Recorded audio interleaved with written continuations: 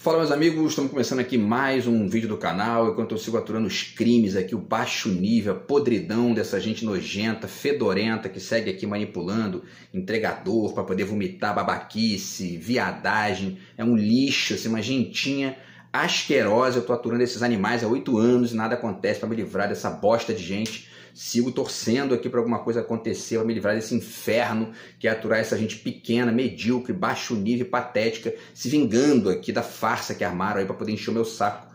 E eu não consigo me livrar disso. Tá? Enquanto isso, eu vou fazendo o que eles vão meter a patinha de baixo nível deles para poder destruir, que são os vídeos aqui do YouTube, certo? No vídeo de hoje, a gente vai falar sobre mais 2 sabotagens que a direita brasileira do Congresso fez com o país, tá? Eles rejeitaram o imposto de grandes fortunas e estão lutando, né, pelo fim de uma proposta lá para poder acabar com a jornada de 6 por 1, que é justamente essa jornada de trabalho aí, de trabalhar 6 dias por semana e descansar 1. O mundo desenvolvido inteiro está aí, enfim, migrando para formas mais civilizadas, mas a direita brasileira, né, a única coisa que a direita brasileira entende são as ordens dos Estados Unidos, ou a influência ideológica quase que, enfim, masoquista ali, né, que eles veem lá nos Estados Unidos. Vamos falar um pouquinho sobre isso aí, tá? Então, direita sabota o país mais 2 vezes e rejeita imposto de grandes fortunas e fim da jornada 6 por 1, tá? Antes, eu deixo com vocês aqui mais uma vez a dica do meu novo romance, que acabou de sair.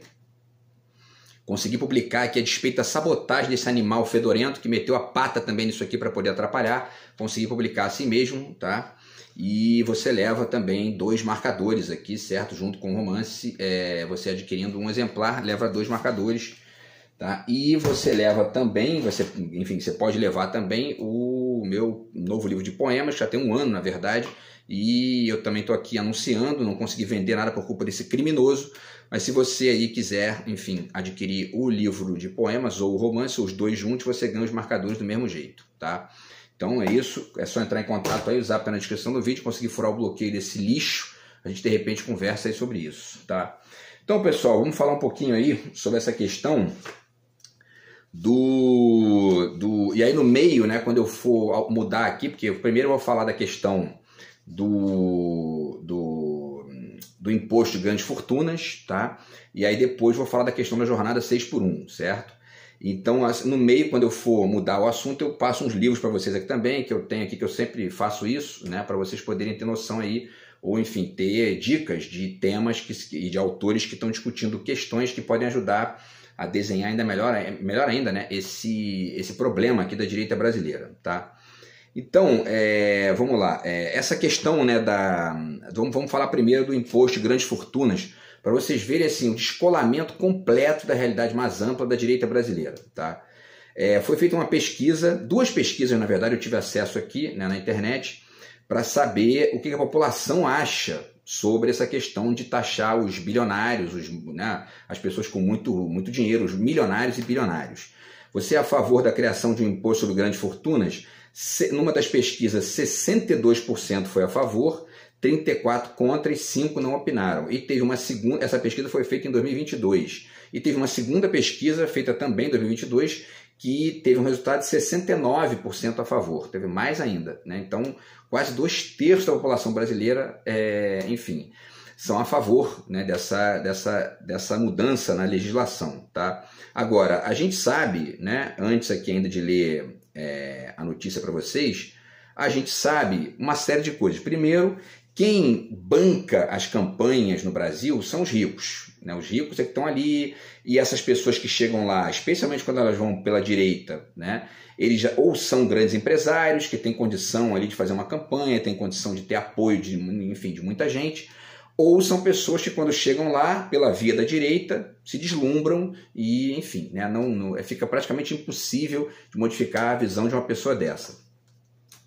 Para além disso, vocês vão verificar também, quando eu não vou poder falar de tudo aqui, né, todos os deputados que votaram e tal, mas a maioria esmagadora dos deputados que votaram a favor, né, do imposto de grandes fortunas, e também aqueles que votaram, que já assinaram, porque essa da jornada 6 por 1 ainda não foi finalizada, né? Tá ali, estão colhendo assinaturas.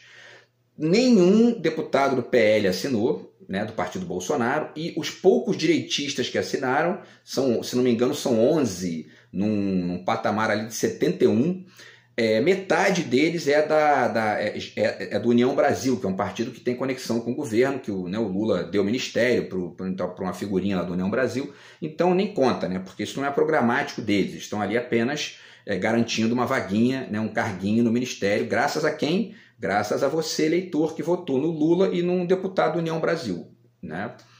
Bom, e aí existe também uma outra coisa envolvida ainda nessa questão de apoiar ou não apoiar essas medidas, porque alguns partidos, eles liberam o voto, né? Tem partido que fecha a questão, fala, o partido inteiro tem que votar a favor disso aqui, né? O outro já diz, o partido inteiro tem que votar contra. E tem gente que libera o voto, dependendo ali da perspectiva. No caso da direita, é mais fácil para eles fazer isso. Por quê? Porque todos esses partidos menores de direita, muitos deles chamados de centrão de maneira ingênua, né? Todos esses partidos menores de direita são partidos de aluguel. É partido assim que não tem nenhuma diferença de programa para o partido do Bolsonaro, para o partido pro PMDB, para o PSDB, etc. E tal. Nenhum. Eles chegam lá, vão privatizar, vão, enfim, né, perseguir trabalhador e vão, enfim, né, fazer as vontades do mercado financeiro e uma modificação ou outra ali de contexto cultural, etc. E tal. Porém, quando um sujeito desse, que é de um partido menor de direita, de repente dá na telha dele ali, mas eu achei aqui, por um motivo ou outro, que é bacana votar nesse projeto aqui das grandes fortunas, de taxar os bilionários. Se ele votar diferente do partido e for expulso do partido, por exemplo, coisa que raríssimas vezes acontece na direita, ele vai para um outro partido de aluguel igualzinho àquele, não tem nenhuma diferença. E ele não fica taxado. Muito pelo contrário, porque geralmente quando alguém de direita vai contra o ideário do seu partido, ele vai a favor do povo, entendeu? Então, assim, já é radicalmente diferente quando acontece isso com alguém de esquerda. O caso mais recente foi o caso da Tabata Amaral, que estava no partido do Ciro Gomes, votou a favor da reforma da Previdência do Temer, a reforma da Previdência ou do Bolsonaro, agora não lembro se foi do Temer ou do Bolsonaro, mas enfim, uma reforma da Previdência catastrófica para o trabalhador, e ela votou a favor daquilo ali, ficou taxada, foi isolada no partido, teve que sair, né? E conseguiu uma vaga no PSB, que é um partido, né, que é ali, né, esquerda, mas, né, a gente ainda tem que ficar sempre com o pé atrás, porque, enfim, não é aquela esquerda mais programática, né? Então, assim, quando acontece esse tipo de coisa com alguém de esquerda, a pessoa fica mais taxada do que o cara da direita. O cara da direita faz a cagada que quiser, se ele sair dali, ele vai para outro igual, né? Não tem diferença nenhuma, tá? Bom, então vamos lá, pessoal, vamos para a notícia aqui do Congresso em Foco, né? Deputados rejeitam taxação sobre fortunas. Veja como cada um votou. E aí tem os votos, né, dos parlamentares, e eles dizem: os deputados rejeitaram uma emenda que propunha a criação de um imposto sobre grandes fortunas. A proposta apresentada pela Federação PSOL Rede foi derrotada, que é uma federação de esquerda, claro, né? Foi derrotada com 262 votos contra e 136 a favor. Apenas o PT, o PCdoB, o PV e o PSB orientaram voto a favor da medida, que seria incluída no projeto de regulamentação da reforma tributária, aprovado nessa quarta-feira, dia 30, pelo plenário. O governo liberou sua bancada para votar como quisesse. Já a oposição orientou o voto contrário. O texto base já havia sido aprovado pela Casa em agosto, faltava análise dos destaques e o relator aceitou algumas das sugestões. Só dois comentários rápidos aqui. O primeiro é o seguinte, quando ele fala aqui que o governo liberou a bancada para votar como quisesse, a gente também tem que pensar isso, porque muita gente critica o PT, né? Eu falei de um vídeo, de um texto do Milton Temer de outro dia, e muitas vezes esse liberar a bancada é porque a bancada é feita também de pessoas de direita. Por quê? A culpa é de quem? É do PT? Né? A culpa é do eleitor que botou lá um congresso de maioria esmagadora de direita e o Lula tem que ficar ali sambando e dialogando e fazendo concessão em grande medida para uma gentalha que está ali só por interesse privado ou por interesse de milionário, bilionário. Né? Então, enfim, a culpa é do eleitor. O eleitor é que tem que ser responsabilizado por isso, porque, enfim, é ele que bota essa gente lá. Né? E aí, para além disso, né, eles têm também aqui, eles falam dessa questão aqui né, da proposta que foi apresentada pela Federação PSOL Rede, é evidente que esse tipo de proposta só vai vir de partidos de esquerda. E muita gente faz, né, enfim, começa a criticar, dizer, pô, mas querem taxar os milionários, e se eu ficar milionário? Vocês vão ver que assim, é uma quantidade muito pequena de gente no Brasil que pagaria imposto.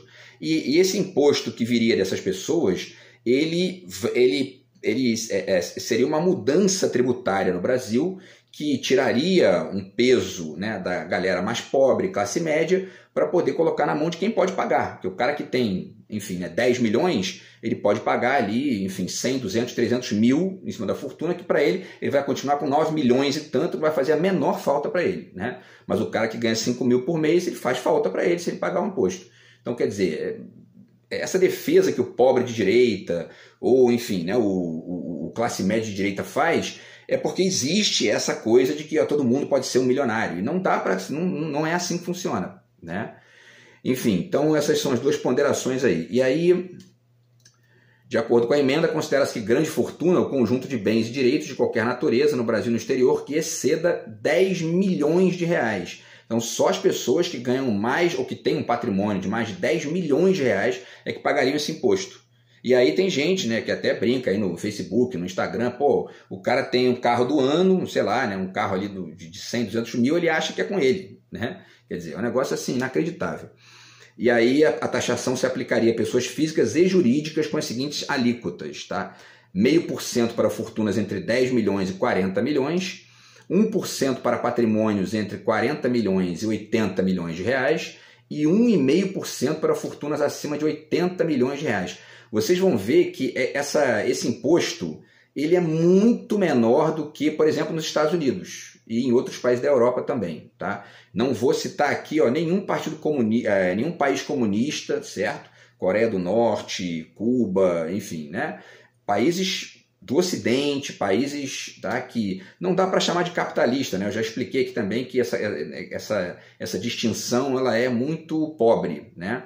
Mas, enfim, são considerados países capitalistas e cobram esse imposto aqui numa alíquota muito maior que a nossa. A Holanda, então, né, vocês vão ver que os números são incríveis, são impressionantes, né? Bom, então o que mais aqui? Já falei aqui. E aí tem os votos de cada deputado e você vai ver lá, todos os deputados de esquerda votaram a favor e praticamente todos os deputados de direita, todos os votos contra, são de deputados de direita, né? Inclusive do partido Bolsonaro, né? E o resultado disso é importante que você que tem aí, né, você que é classe média, que ganha entre um salário mínimo e 10 mil reais por mês, é importante que você perceba isso, porque isso significa que essa gente não tem compromisso nenhum com você, nenhum, absolutamente nenhum.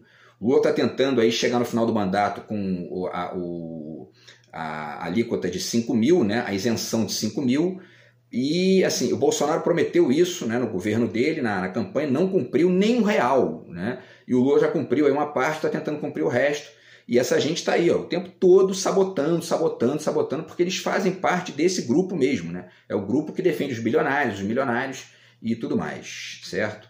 Enfim, e aí tem os votos aqui, e uma reportagem que foi feita aqui pelo Invest News, de que seria difícil, né, um desafio para o Haddad. Essa reportagem foi feita inclusive no ano passado, tá? Mas eles citam aqui alguns países da OCDE, que é a Organização para a Cooperação e Desenvolvimento Econômico, que cobram esse imposto. Então vamos lá. Alemanha cobra esse imposto, Espanha, França, Dinamarca, Áustria, Noruega, Islândia, Finlândia, Luxemburgo, Suécia, Suíça, Holanda, isso só na Europa, tá?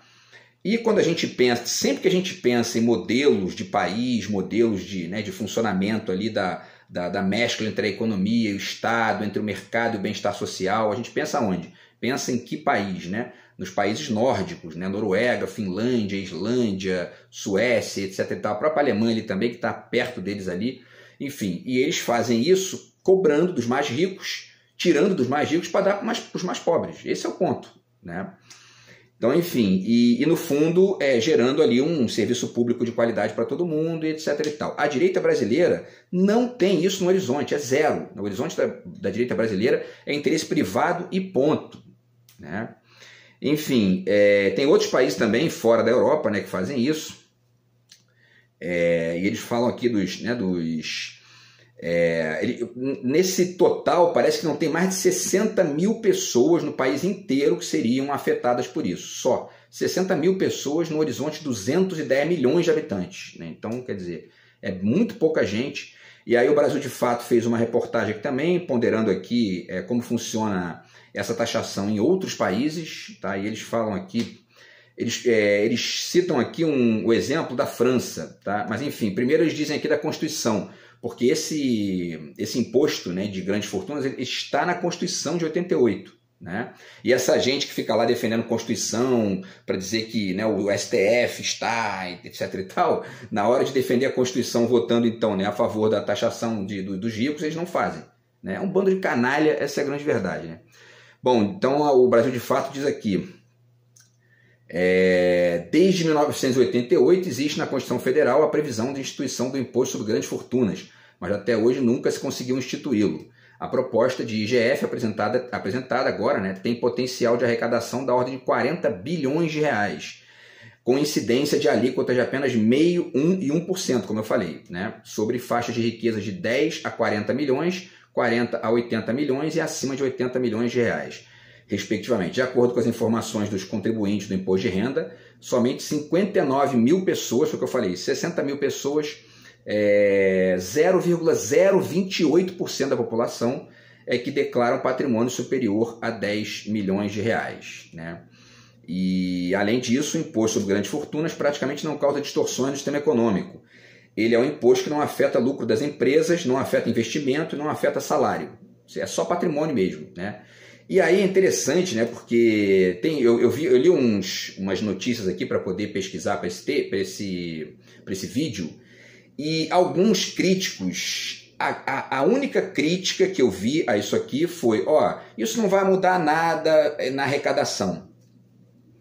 E aí alguns ainda dizem umas bobagens, tipo, isso aí vai gerar fuga de capital, quando na verdade, repito aqui, né, isso não está atrelado a lucro de empresa, não está atrelado a investimento e não está atrelado a salário. Então, quer dizer, mas esse argumento de que, porque isso não vai mudar em nada a arrecadação, é um argumento canalha, porque vai mudar no nível da igualdade, né? Ou seja, né, ou da equiparação, de minimizar desigualdades, é isso que vai mudar, né? Porque para essa gente o que interessa é o bruto, eles não estão nem aí de onde veio o dinheiro, né? Se vem do pobre, se vem do miserável, enfim. Bom, e aí eles falam da França, tá dando um exemplo da França aqui, deixa eu ver o tempo. Eles dão um exemplo da França, que tem 5 alíquotas de grandes fortunas, tá? Que vão de 0,5 a 1,5. O limite de isenção lá na França é de até 1.300.000 euros, que dá 8 milhões e 500 mil reais. É menor até do que o que seria no Brasil. Quer dizer, sendo que na França existem 358 mil pessoas que seriam afetadas por isso. No Brasil são, repito, 60 mil. 300 mil pessoas a menos, né? E os caras ainda estão reclamando. Quer dizer, enfim, né? Bom, e outra coisa, né? A França tem 67 milhões de habitantes, nós temos 210. Então a cabeça da direita brasileira é uma cabeça assim, né, de bosta, né? Essa é a grande verdade, tá? Enfim, e olha só, esse imposto de grandes fortunas ele foi ampliado para os imóveis também, não tinha na França, né, não tinha conexão com os imóveis, foi ampliado para os imóveis no governo Macron, que é um cara de direita, para se ver como é que a direita da Europa é diferente da direita da América Latina, da direita brasileira, enfim, né? Talvez porque não tenham neoliberais, enfim, fanáticos como existem aqui, né? Na Espanha, por exemplo, o imposto vigorou por mais de 15 anos até ser extinto em 2008, mas foi reintroduzido no país em 2012, tá? E a faixa de isenção deles ainda é menor do que na França, é de 700 mil euros, que dá 4 milhões e meio de reais, menos a metade do que seria, né, aqui no Brasil, se a direita não sabotasse, né? E aí eles têm uma alíquota que vai até 2,5, é maior até a alíquota do que na França, tá? Enfim, que mais aqui? Esse imposto existe no Uruguai também, tá? E ele abrange bens e ativos acima de 113 mil euros, que dá mais ou menos 740 mil reais, aí o valor é menor, né? E as alíquotas também são progressivas, 0,5, né, a 1,5 e tudo mais, sendo que no caso das empresas, essa alíquota pode chegar a 2,8%. Não existe problema nenhum no Uruguai. O Uruguai é um país, inclusive, que já resolveu um monte de problemas que a gente não consegue resolver aqui, quer dizer, né? E essa gente fica falando aí um monte de bobagem a respeito. E na Colômbia também é cobrado, hein? Na Colômbia também é cobrado.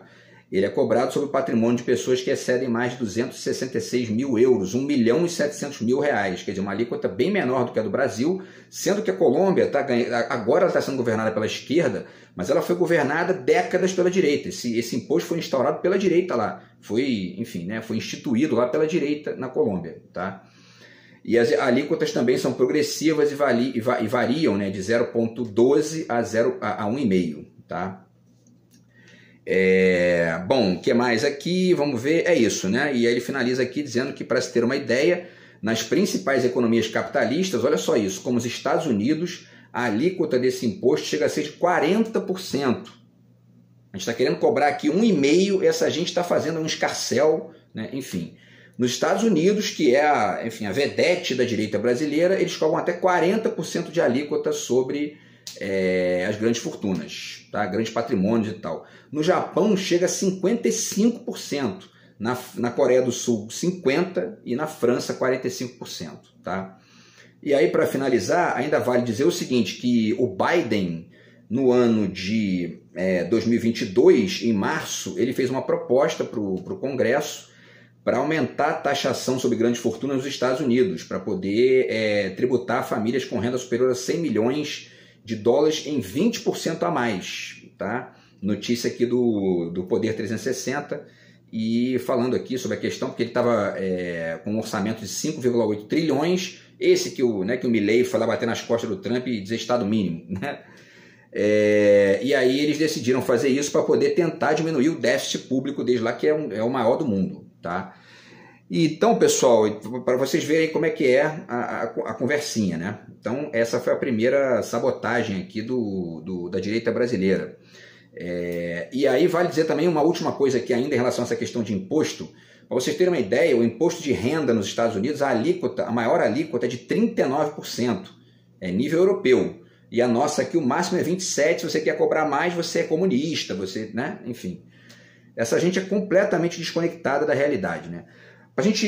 Antes da gente continuar, né, vamos passar então agora para a questão da jornada 6x1 rapidamente, mas eu deixo os livros aqui para vocês, tá? Esse aqui do Ha Jong-chan, que fala sobre 23 coisas que não nos contaram sobre o capitalismo. Ele conta aqui uma série de coisas, cita exemplos, né, que demonstram essas disparidades aqui que eu estou ponderando nesses comentários iniciais, tá?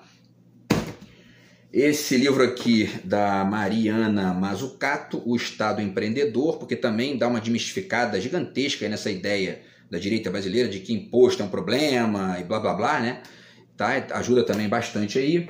Esse livro do Noam Chomsky, que eu já cito aqui direto, né? O Lucro às Pessoas, porque, enfim, demonstra aí como que funciona a política dos Estados Unidos para a América Latina e, portanto, aquela política que a direita brasileira reproduz aqui de maneira subserviente, masoquista e tudo mais, tá?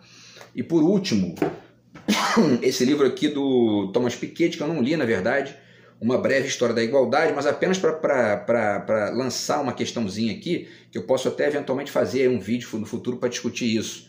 Mas o fato é que, ainda que essa ideia de igualdade seja uma espécie de, enfim, né, é um ideal, uma palavra ideal e tudo mais, que a gente luta para ter igualdade de direitos e de participação, etc. e tal, mas as pessoas são diferentes. Mas o ponto que eu deixo aqui como reflexão é que a gente não vê essa palavra na verborragia da direita brasileira. Não existe. Eles defendem liberdade e defendem, enfim, a família e blá blá blá, mas igualdade eles não falam disso. Eles não tocam nessa palavra, né? É só escutar. Fica escutando, vê se você escuta um deles dizer não, temos que lutar pela igualdade. Não existe isso, né? Então, talvez seja mais uma forma de entender a diferença da direita e da esquerda aqui no Brasil, tá? Bom, pessoal, então, aí a gente finaliza aqui com a segunda sabotagem que eles fizeram, estão fazendo, né? Porque ainda não finalizou aí, vamos torcer que a gente consiga superar essa sabotagem, mas eles estão aqui votando, estão ali assinando contra o fim da jornada 6x1. Então tá aqui, bolsonaristas, o Nova Democracia, né? Bolsonaristas do PL se colocam contra o fim da escala 6x1 na Câmara. Qualquer um pode constatar que milhões de operários das mais diversas categorias, em grande parte da juventude, estão submetidos a regimes de trabalho 6x1 que muitas vezes ultrapassam 50 horas semanais sem receber a mais por isso, tá? E aí eles vão ponderando aqui que a reforma trabalhista do Temer acabou facilitando a vida dessa gentalha que gosta de escravizar os outros, inclusive aquele bosta da Fiesp lá que fez videozinho com um cabelo que parece uma peruca. Não, porque a gente tem que, sabe... A gente tem que... O trabalhador brasileiro, por que ele não come um sanduíche com uma mão e trabalha com a outra em 15 minutinhos? Nos Estados Unidos é assim, né? Se deixar, essa gente bota a pessoa para trabalhar de segunda a segunda, entendeu? 10 horas por dia e volta para a Idade Média, né? Então, enfim, é importante a gente ponderar isso aí também. E aí, por último, aqui também o Congresso em Foco diz, né? Veja quais deputados já assinaram a PEC pelo fim da escala 6x1. E aí são 40 mil publicações no X, né, que é o antigo Twitter. Foi uma das questões que bombou aí, né, no Twitter nessas últimas semanas. É uma proposta de emenda à Constituição que ainda não foi protocolada, mas o texto prevê uma revisão da consolidação das leis do trabalho para abolir a escala de trabalho 6x1, na qual um funcionário precisa trabalhar 6 dias durante a semana para ter direito a 1 de folga, tá? A proposta elaborada pelo movimento Vida Além do Trabalho, o VAT, apresentada pela deputada Érica Hilton, do PSOL de São Paulo, ainda está na fase de recolher assinaturas. Ela precisa de 1/3 dos parlamentares, tá? Tem 513, portanto, dá mais ou menos aí entre 160 e 170 ali, mais ou menos, tá? E, tá aqui, 171 congressistas, né? Na Câmara dos Deputados, o equivalente a 171 congressistas, e no Senado a 27. Até o momento tem 71 assinaturas, tá, de deputados e faltam 100, né? Ainda falta muita gente, tá? E quando a gente vê aqui a lista, né, dos deputados, praticamente todos os deputados do PL já votaram contra, já disseram que não vão assinar e tudo mais, tá? As dificuldades para recolher assinaturas esbarram na resistência de partidos da direita, né? Parece que tem um aqui do PL que votou. Na verdade eu me equivoquei, que tem um que votou. Maior bancada da Câmara, com 92 parlamentares, apenas um congressista do PL assinou o documento, Fernando Rodolfo, de Pernambuco. Dos 59 membros do União Brasil, 4 apoiaram a proposição, quer dizer, 55 votaram contra. A direita é isso aí, né? Enfim, e aí já tem uma lista aqui que eu deixo o link para vocês aí também, tá? Agora, só para finalizar, para vocês terem uma ideia, tá? Vamos lá, rapidinho, 3 notícias rápidas para deixar para vocês refletirem aí.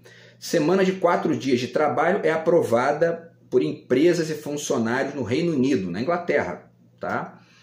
91% das empresas que participaram, 91%, né, das empresas que participaram de teste da redução da jornada sem perda de salário pretendem manter o modelo. Deu certo na Inglaterra. Sabe o que é a Inglaterra? É o berço do capitalismo, da Revolução Industrial, etc. e tal, né? O dia que a direita brasileira parar de ficar abanando o rabinho para os Estados Unidos e olhar para a Inglaterra, de repente a gente começa a entender melhor aí como é que o mundo está avançando, etc. e tal, tá? E aí, enfim, apenas 4% das empresas descartaram a continuidade da semana de 4 dias. Estou falando em 4 dias. A gente está aqui com dificuldade de aprovar uma lei para que as pessoas possam descansar 2 dias por semana. Lá eles já estão em 3 assim, há algum tempo, e a gente está aqui com dificuldade de aprovar 2. Né? Enfim, e aí tem uma série de exemplos aqui que eles passam, deixo o link para vocês, tá? Agora, em média, diz aqui, né, as empresas atribuíram uma nota de 8,5 à experiência como um todo em uma escala de 0 a 10.